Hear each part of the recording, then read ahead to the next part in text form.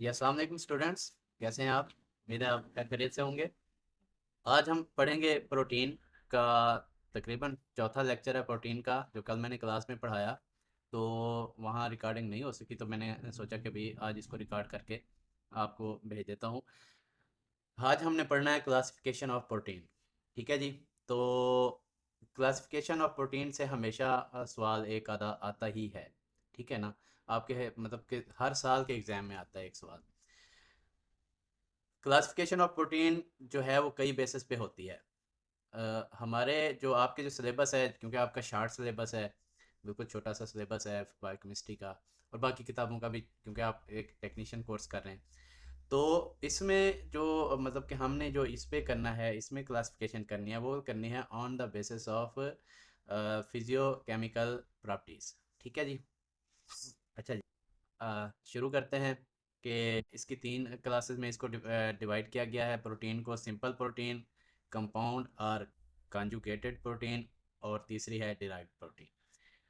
कल मैं जब क्लास में पढ़ा रहा था तो उन्होंने पूछा जी कॉन्जुगेटेड प्रोटीन क्या होता है, तो मैंने उन्हें अजराह मजाक बताया कि अगर आप आलू गोश्त बनाएंगे, आलू गोश्त पकाएंगे, तो वो कॉन्जुगेटेड प्रोटीन कहलाएगा। तो उन्होंने पूछा भी कैसे, तो मैंने उन्हें बताया कि आलू चूँकि कार्बोहाइड्रेट्स हैं और गोश्त प्रोटीन है, तो जब हम इनको पकाएंगे तो जो यील्ड प्रोडक्ट होगा वो होगा ग्लाइकोप्रोटीन। उसे हम ग्लाइकोप्रोटीन कहेंगे। इसी तरह अगर आप लिपिड्स और प्रोटीन को मिलाएंगे, इनका कम्बिनेशन बनाएंगे, तो ये लिपोप्रोटीन होगा। ठीक हो गया जी। शुरू करते हैं सिंपल प्रोटीन की। आज हम जो है पढ़ते हैं। तकरीबन एक सवाल यही आता है: right a comprehensive note on simple protein. ये हर साल पेपर में आ जाता है। सिंपल प्रोटीन में जो कहता है जी, on hydrolysis these protein yield amino acid. Hydrolysis का मैंने आपको बताया था कि कोई भी केमिकल रिएक्शन हो, उसमें अगर पानी डाल दें तो फिर उसको कहते हैं हाइड्रोलिसिस के। उसमें पानी डाल के जो आपने उसकी यील्ड प्रोडक्ट ली, उसको आप हाइड्रोलिसिस कहेंगे। तो on hydrolysis these protein yield amino acids. आपने प्रोटीन की डेफिनेशन पढ़ी थी कि ये पॉलीमर्स होते हैं अमीनो एसिड्स के, और जब आप सिंपल प्रोटीन में पानी डालेंगे तो फिर वो अमीनो एसिड निकालेंगे।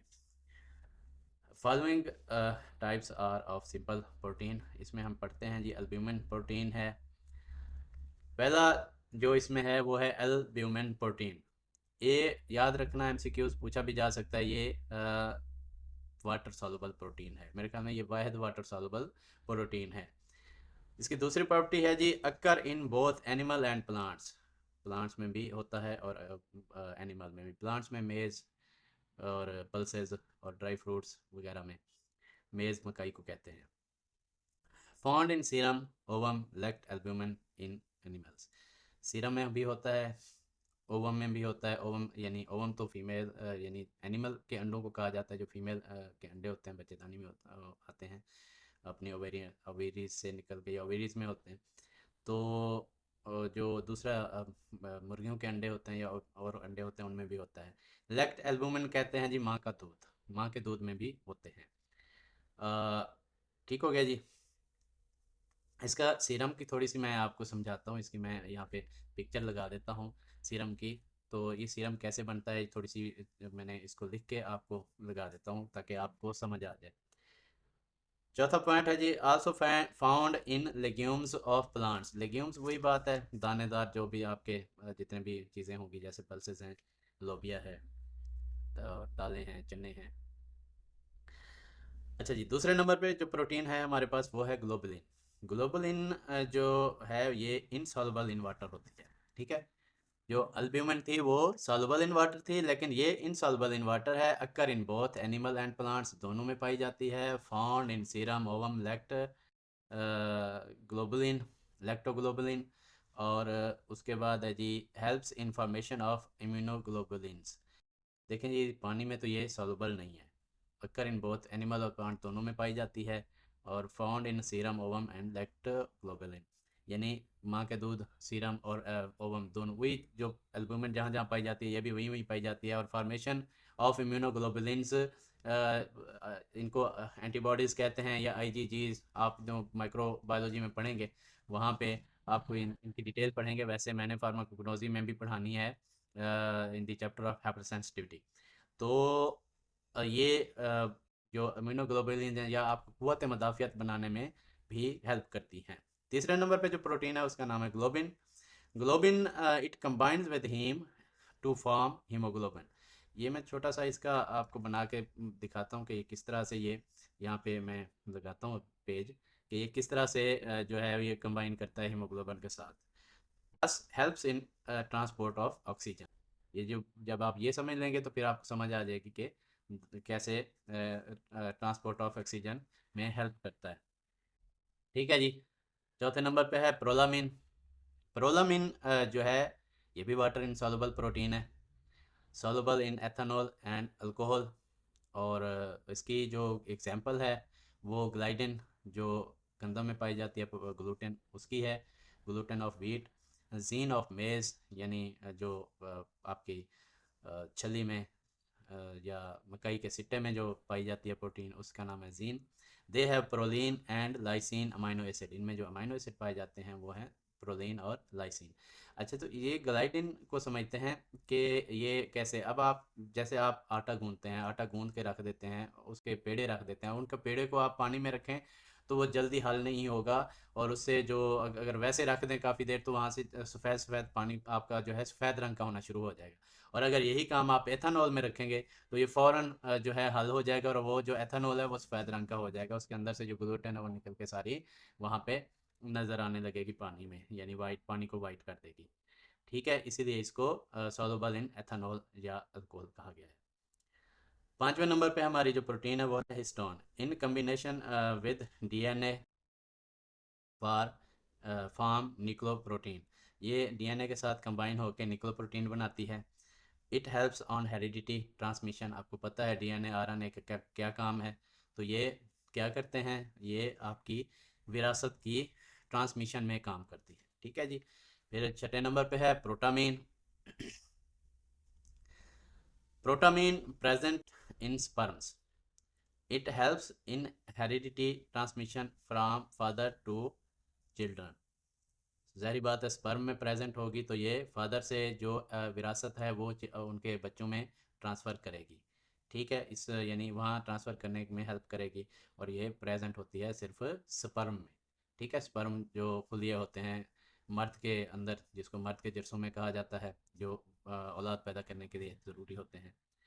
उसके बाद सातवें नंबर पे है एल्ब्यूनाइड्स। एल्ब्यूमिनाइड्स इट आल्सो कॉल्ड स्क्लेरोप्रोटीन। स्क्लेरो का मतलब है, ये आपकी बुक का मैंने साथ दिया हुआ है, इसमें भी सारा लिखा हुआ है। स्क्लेरो का मतलब है जी हार्ड, सख्त। They are present in amino sorry they are present in animal but not in plants. ये सिर्फ एनिमल्स में होते हैं, प्लांट्स में नहीं पाए जाते। मिसाल के तौर पर कोलेजन है, जो आपने स्ट्रक्चरल प्रोटीन में पिछले लेक्चर में पढ़ा भी है। Found in skin and nail. आपकी जो नेल और स्किन बनाती है कोलेजन, और हड्डियों के ऊपर एक एक वो स्लिपरी सी मेम्ब्रेन होती है, वो भी ये कोलेजन की ही होती है। उसके बाद इलास्टिन है। इलास्टिन जो है वो आपकी इलास्टिसिटी आपको प्रोवाइड करती है। मिसाल के तौर पर आपने ये स्किन को ऐसे खींचा तो ऊपर खींच गई, फिर ये नीचे चली गई, फिर आपने खींचा चली खींच गई और नीचे चली गई। जो स्किन में इलास्टिसिटी है, इसमें का जो मेन रोल है वो कौन सा प्रोटीन करता है, इलास्टिन करता है। और फिर एक केराटिन है जिसको हेयर प्रोटीन कहते हैं। ये देखें, मेरे जो बाल सफ़ेद हैं वो तो हैं, जो काले हैं ये इस केराटिन प्रोटीन की वजह से हैं। आपके बाल जितने मतलब कि जब तक आपके बाल काले रहते हैं 40 तक 50 तक, बाज़ के 60 तक भी काले रहते हैं, तो वो वजह यही होती है कि उनकी ग़िज़ा में जो केराटिन प्रोटीन है या उनकी जो ऑब्जर्वेशन है वो उसकी ऑब्ज़र्व कर रही हैं प्रोटीन को, तो उनके बाल काले रहते हैं। अगर वो उसकी जो मिकदार कम होना शुरू हो जाती है, जैसे हमारी एज 40 से क्रॉस करती है, तो फिर हम पीछे की तरफ जाना शुरू होते हैं, इसलिए फिर बाल काले के बजाय सफ़ेद होना शुरू हो जाते हैं। इसके अलावा बालों को सिल्की बनाती है। आपने शायद सुना हो ब्यूटी पार्लर्स में भी ये इसको यूज़ किया जाता है। पूरी एज थेरेपी, केराटिन थेरेपी दी जाती है कि वो औरतों के बाल सिल्की और शाइनिंग से नज़र आते हैं। इसमें जो आपकी ज़्यादातर सेलिब्रिटीज़ हैं जो फिल्मों में काम करती हैं औरतें, उनके वो ये चीज़ें करवाती रहती हैं ताकि उनकी शाइनिंग और बालों में जो नरम मुलायम रहें। ठीक हो गया जी, आज का लेक्चर इतना ही है। इसकी जो डिटेल है थोड़ी समझाने वाली वो भी मैं समझा देता हूँ, उसको भी आप देख लें। और स्टूडेंट्स, अगर आप के पास कोई सवाल हो जो आप के जहन में सवाल आता है, लेक्चर सुनते हुए लेक्चर को स्टॉप करें, पहले सवाल लिखें, फिर अगला लेक्चर सुनें। ठीक है, तो मैं जैसे ही फ्री होऊंगा, जैसे ही मैं मेरे पास इसका नोटिफिकेशन सवाल का आएगा, तो मैं इंशाल्लाह आपको उसका सैर हासिल जवाब देने की कोशिश करूंगा। ठीक हो गया जी स्टूडेंट, चलें जी, मिलते हैं अगले लेक्चर तक के लिए। अल्लाह हाफिज़। जी स्टूडेंट, मैंने सोचा कि आपको ना ज़रा वीडियो बना के समझा दूं कि मिसाल के तौर पर ब्लड कंटेन आरबीसीज, डब्ल्यूबीसीज, platelets, water, electrolytes, hormones, proteins, fibrinogen, all clotting factors. ठीक है, तो अब क्या हम इसे क्या करेंगे, ब्लड को लेके when you will centrifuge blood को लेके सेंट्रीफ्यूज मशीन में डालेंगे और इसको सेंट्रीफ्यूज करेंगे, तो क्या होगा कि ब्लड का जो सेल्स हैं, जितने भी R B Cs, W B Cs, platelets, वो नीचे बैठ जाएंगे और जो ऊपर वाइट पोर्शन हो जाएगा वो प्लाज्मा होगा। फिर हम प्लाज्मा को लेके दूसरी टेस्ट ट्यूब में डालेंगे, दूसरी टेस्ट ट्यूब में डाल के फिर हम इसको सेंट्रीफ्यूज करेंगे हाई स्पीड पर। तो फिर क्या बचेगा जी, फिर हमारे पास जो है वो सीरम ऊपर चला जाएगा, प्लाज्मा नीचे चला जाएगा। ठीक हो गया जी। अच्छा जी, कहते हैं when you will centrifuge plasma you will find plasma and serum. Plasma नीचे आ गया, सीरम ऊपर आ गया। अच्छा, तो ब्लड में तो सारे सेल्स थे, डब्ल्यूबीसीज भी थे, आरबीसीज भी थे और प्लेटलेट्स भी थे। जबकि जब हमने प्लाज्मा निकाला तो प्लाज्मा में बाकी क्या बचा था, क्लॉटिंग फैक्टर बचे थे, हार्मोन्स, इलेक्ट्रोलाइट्स, वाटर, प्रोटीन। फिर जब हमने प्लाज्मा से सीरम निकाला तो सीरम में क्या बच गया हमारे पास, वाटर, इलेक्ट्रोलाइट्स, हार्मोन्स और प्रोटीन्स। ठीक हो गया जी।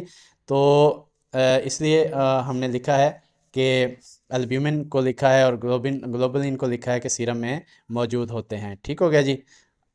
अच्छा, अब दूसरी एग्जांपल भी समझ लेते हैं, यहीं पे समझ लें कि for example haemoglobin contain 4 bunches of iron. ठीक है ना, ये देखें मैंने आयरन इसके अंदर लिखा हुआ है, फिर हमने वहाँ भी लिखा हुआ है।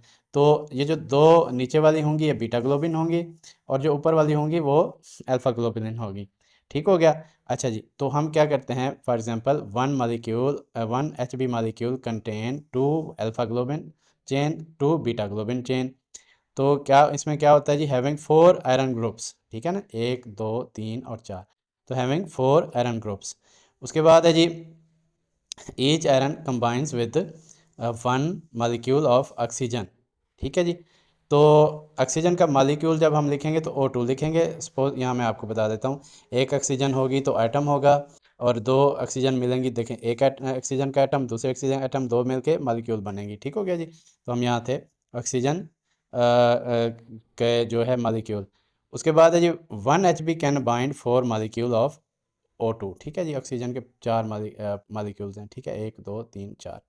अच्छा, अगर हम इसको एटम में लाएंगे तो फिर हम कहेंगे 1 Hb can bind with 8 atom of oxygen. ठीक हो गया। यानी हीमोग्लोबिन जो है वो आपके 8 एटम के साथ बाइंड करती है या 4 ऑक्सीजन के मॉलिक्यूल्स के साथ बाइंड करती है। ठीक हो गया।